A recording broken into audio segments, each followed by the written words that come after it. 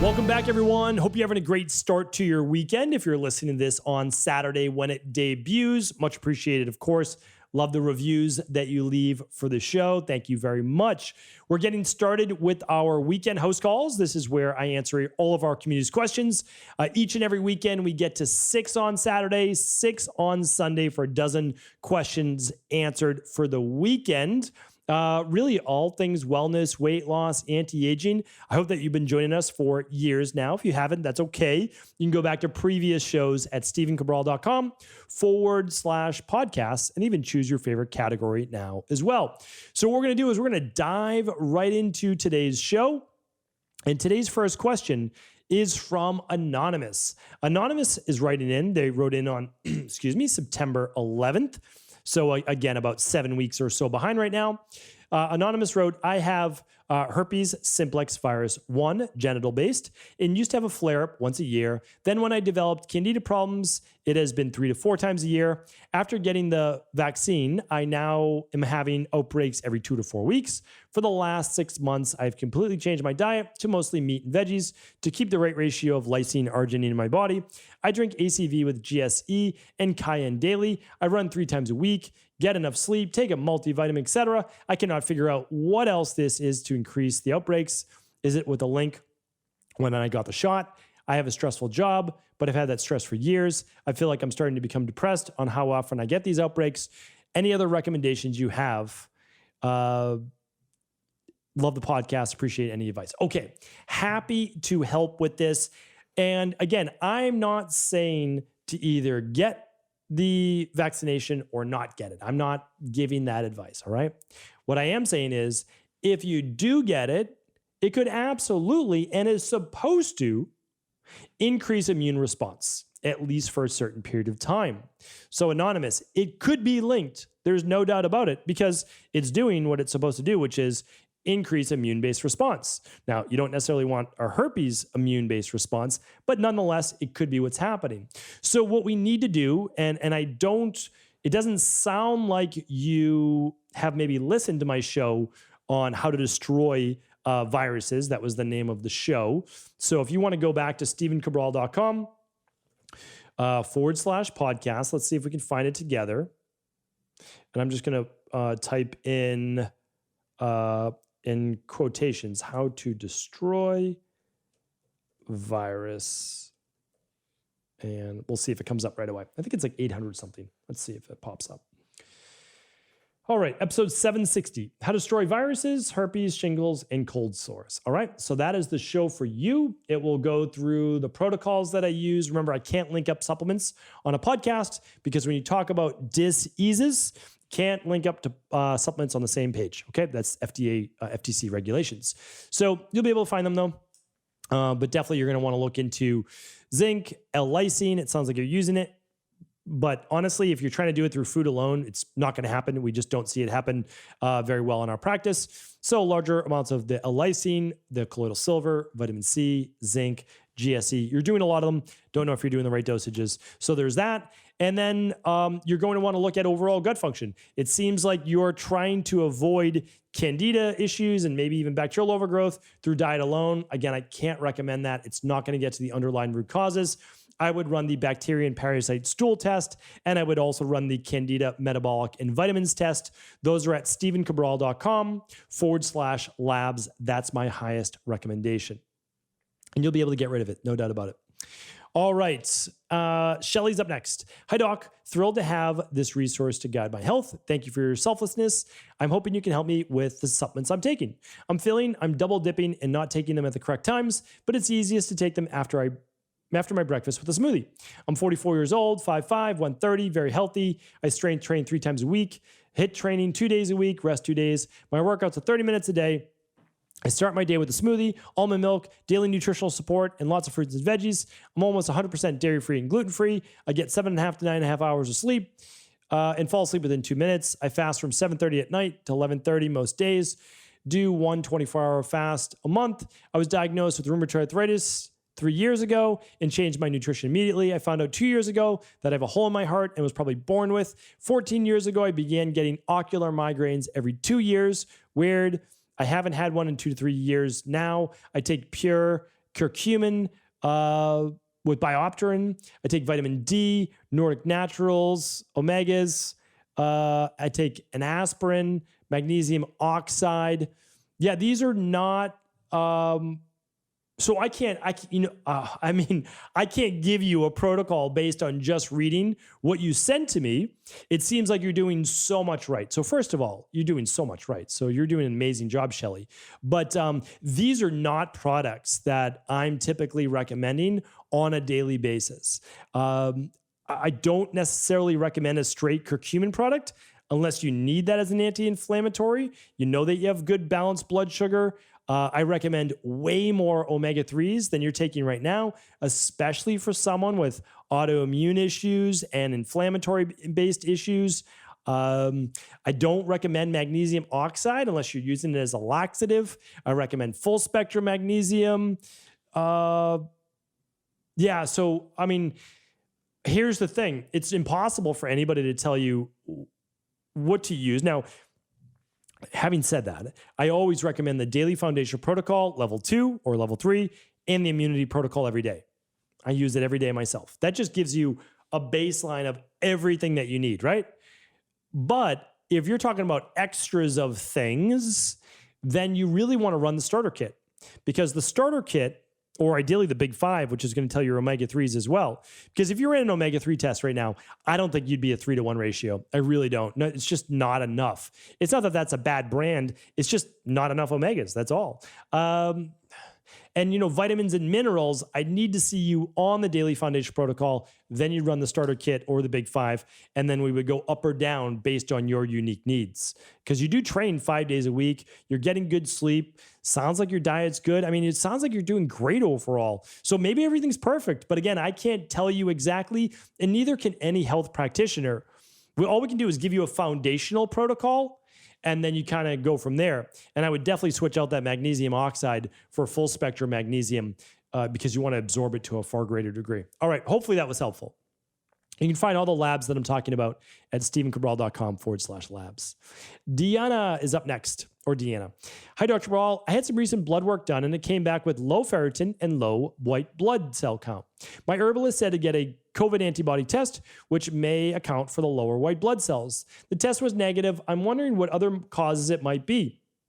In addition, I've had random bruising, and I'm just going to go to my podcast page because I believe I answered this before, but we will find out. Sorry about that.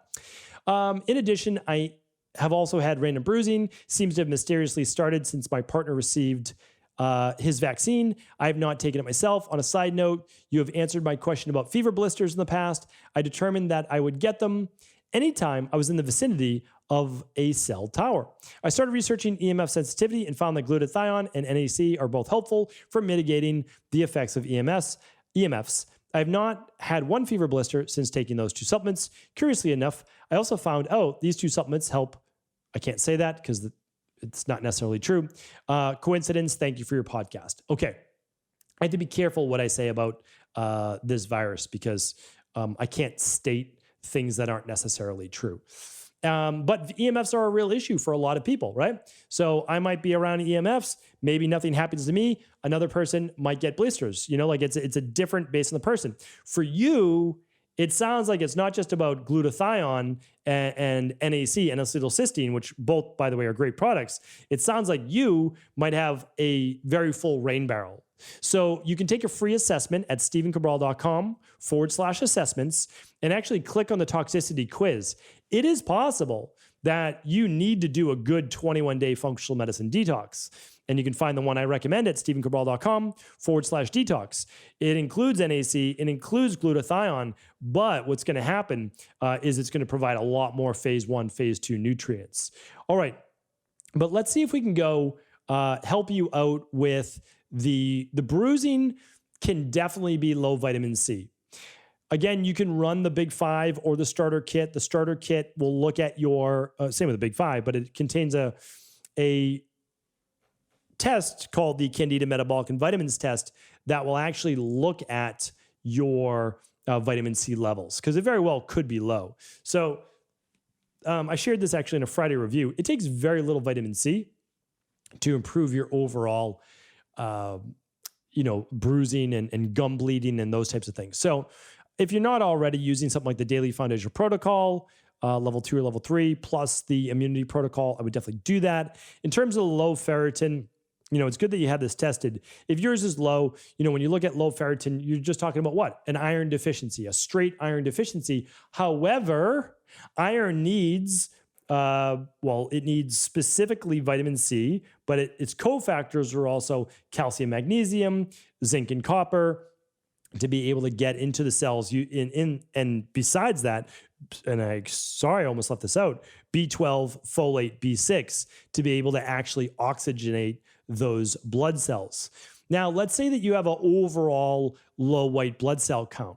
It could mean that you do have a virus right now, right? But it doesn't necessarily mean that it's a COVID virus, right? It could be a herpes-based virus. It could be an Epstein-Barr virus. It could be some other type of virus, right? Could be a bacterial infection. It could be high levels of stress. And it doesn't sound like you're probably this person, but diets high in processed food can also lower white blood cell count. So I just wanted to let you know that those are different reasons for lower white blood cell count. But again, I can't give medical advice. So you'd want to check with your PCP who ran that blood work for you. All right. So hopefully that was helpful. Ryan is up next. I've been suffering from toenail fungus for over a year. I've done the oat and the mycotoxin combo testing and showed good results. Low normal yeast, fungal and mold levels. I've been taking a healthy diet for years, done the CBO, and followed the diet. I've tried foot soaks, topical creams, ointments, essential oils, and literally dozens of toenail fungus remedies and can't beat this thing. I've done extensive ozone, rectal and topical, H2O2 therapy, IV vitamin C, nail fungus laser removal, and more. Nothing has worked to eliminate the toenail fungus. I don't have any symptoms, any fungal issues anywhere on the body. I am at this point of trying 2 different types of antifungals for medication. I've been reluctant up to this point due to the potential side effects, but I feel I've exhausted virtually all natural health options, and they do have a high success rate. I'm not looking for any medical advice, simply your personal opinion on taking oral antifungals and what you would do in this situation, hypothetically speaking, of course. All right, well, yes, of course, I can't give you any medical-based advice, but it sounds like you've really gone through the protocols. You've done your lab testing, you've done the CBO protocol, so you've gotten rid of any internal yeast overgrowth. And then you've done your topical treatments, your grapefruit seed extract, your baking soda soaks, your apple cider vinegar soaks, your tea tree. You've gone through, all the different things that you may be using. Well, this certainly seems like a localized fungal-based issue.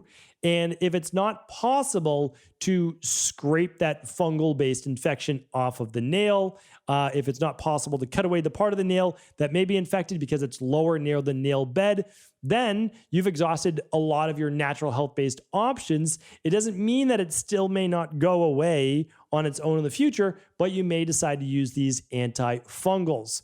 The only good news I can say about a lot of antifungals is that they are not typically harming a lot of other aspects of the body.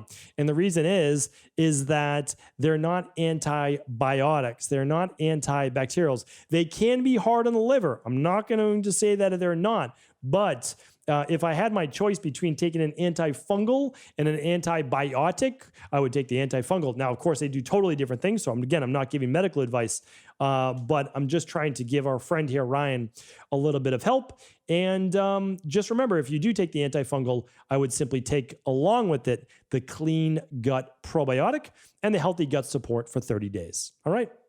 Lily's up next. Hi, Dr. Cabral. Do you have any advice regarding back acne in male adults? My husband has been experiencing a lot of acne all over his back, shoulders, and chest. Some are very deep and some are blackheads. We have tried soaps for sensitive skins and also acne body washes and spray that contains salicylic acid. Could it be something in his diet? I tried to search your podcast, but I couldn't find anything on the subject. Thank you so much for your time and wonderful podcast. Thank you, Lily. Appreciate the kind words. Happy to help in this regards. It could definitely be hormonal and it could definitely be digestive, or it could be both. We are going to want to at least start with, so there's a couple things you could do. One, you could just start with the big 5 labs and look at gut function, look at testosterone levels, look at overall hormone levels, look at his omega-6s to his omega-3s. All of that's super important. So if you can run the big 5, I would run the big 5. If you can't run the big 5, then I'd run the starter kit. All right. Now, that's the first step. Second step would be, if needed, you'll do the CBO protocol plus the citricidal drops. Then you'll do the CBO finisher to rebalance the gut. That's a good part right there as well. Now, the other part is looking at overall hormone production and its conversion from testosterone to dihydrotestosterone or even estrogen. So at this point, we might use a product like Estrogen Balance. We'll want to make sure that we're getting enough magnesium in the body, and also that we're starting with a 21-day functional medicine detox after you're on the labs, because it's very possible that the diet could be too high in inflammatory-based foods, too high in omega-6s, and maybe even in processed foods. I think that this would help tremendously. And at the very least, it would be much, much healthier, of course, getting people right on that good track of eating and intermittent fasting. So, Lily, those are my suggestions. If I talked fast, which I did, you can rewind, play it again. All right. Chelsea's up next and last today. Chelsea says, "Hi, Dr. Cabral, fellow Bostonian living down under in Australia, sharing your podcast far and wide down here. Thanks for all you do. You're truly amazing at what you do and so generous to share your in-depth knowledge with the community." Thank you, Chelsea. Appreciate that. "I just started the limited use protocol after reviewing my labs with your team. Leading up to now, I've often used a quality flavorless collagen protein beef gelatin powder made of bovine hides, as I'm mostly plant-based but struggle to digest plant proteins. Would this disrupt the CBO limited yeast protocol or hinder my results? I often put it in smoothies as I like that it's tasteless, which I like, but don't want to compromise the freshness, unflavored taste of the fruit and veggie in the smoothie. Also, just curious why things like nuts and seeds and red meat and bone broth aren't allowed during the limited yeast protocol, as I wouldn't have associated them with high yeast. Thanks again for all you do and spending your time with the community." All right, well, I'm not able to look up the collagen product that you're using. However, I have a whole podcast on the different types of collagen, and I would love to be able to share that with you. But I don't know that I'm going to be able to find it in this moment. But if you head to stephencabral.com/podcasts, and let's say we type in collagen, hydrolyzed collagen.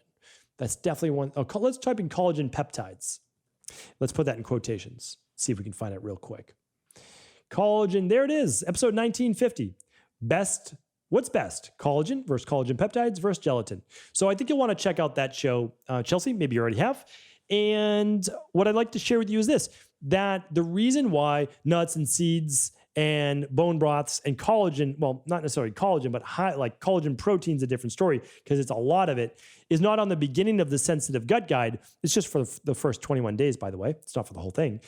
Is that it's a sensitive gut guide as well, meaning those foods don't necessarily feed yeast, but they're higher and can be higher in lectins or histamines. So we eliminate them for 3 weeks, and then we slowly add one back at a time and see how your body does with them. That's all. So collagen, like we use advanced collagen support, which is much lower histamine. The more collagen protein that you use, then the more histamines there's going to be.